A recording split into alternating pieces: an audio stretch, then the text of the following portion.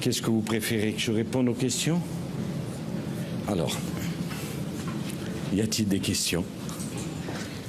Allez-y. Oui, allez.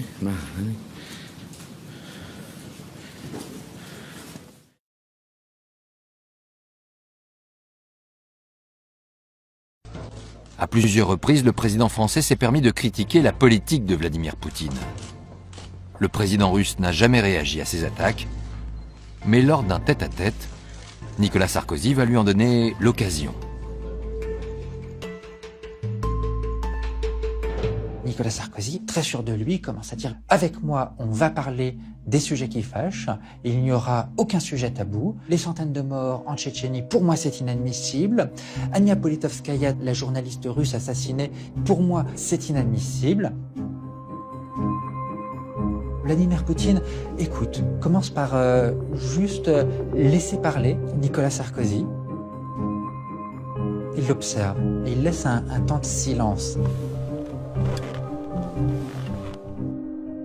Un temps de silence qui d'ailleurs installe une certaine gêne.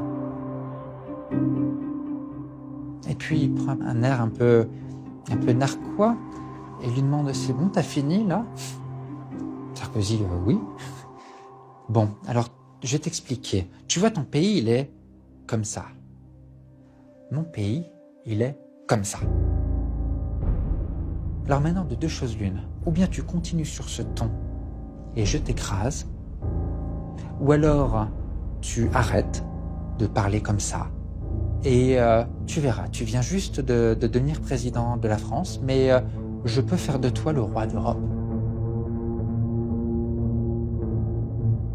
On m'a juste dit que son discours était ponctué d'insultes, de propos humiliants, de façon à vraiment imposer sa volonté à Nicolas Sarkozy. Et Nicolas Sarkozy va être juste éberlué. Il n'en vient pas. Et Nicolas Sarkozy va avoir du mal à s'en remettre.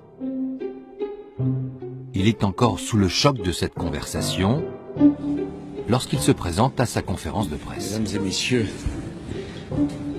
qu'est-ce que vous préférez que je réponde aux questions?